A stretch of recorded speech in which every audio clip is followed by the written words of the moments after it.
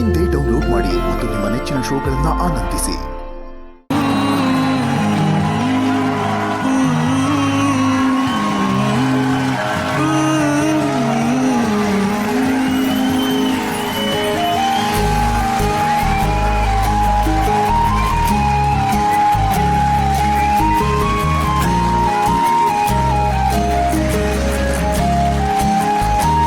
ಬೇಕಾದ್ರೆ ದುಡ್ಡು ಇಟ್ಕೋ ತಿನ್ಕೊಣೋ ಜೋಪಾನವಾಗಿ.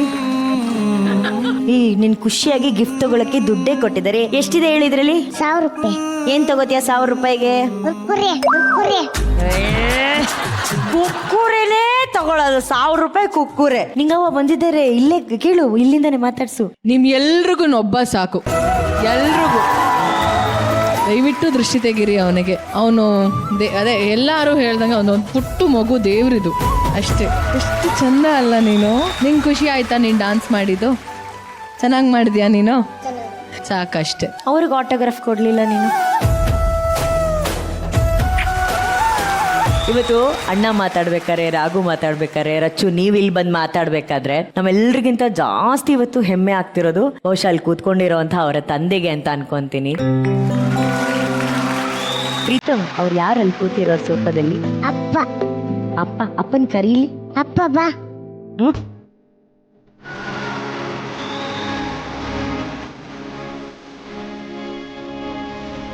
ಸರ್, ಮೊದಲನೇದಾಗಿ ನಮ್ಮೆಲ್ಲರ ಪರವಾಗಿ ರಚ್ಚು ಹೇಳ್ದಂಗೆ ಅಂಥ ದೇವರಂಥ ಮಗುವನ್ನ ಕೊಟ್ಟಿದ್ದಕ್ಕೆ ನಿಮಗೆ ಧನ್ಯವಾದಗಳು ಸರ್.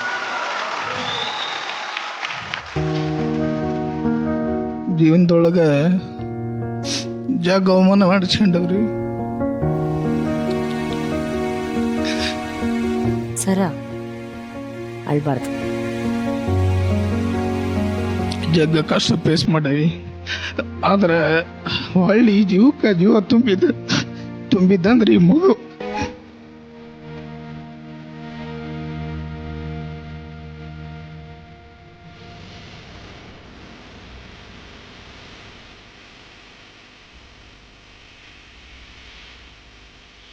ಅಲ್ಬೇಡಪ್ಪ, ನಾನು ನೋಡ್ಕೊಂತೇನೆ.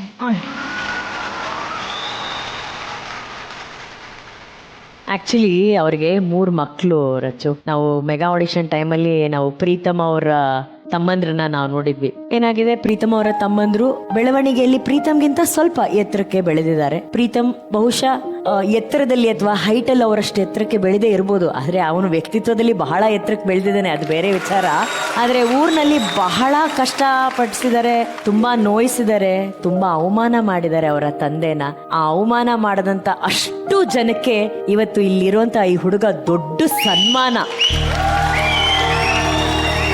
ಜೀವನದಲ್ಲಿ ನೀವು ಹೈಟಲ್ಲಿ ಬೆಳೆಯೋದಲ್ಲ ರೀ ಇಂಪಾರ್ಟೆಂಟು, ವ್ಯಕ್ತಿತ್ವದಲ್ಲಿ ಬೆಳೆಯೋದು ಬಹಳ ಇಂಪಾರ್ಟೆಂಟು.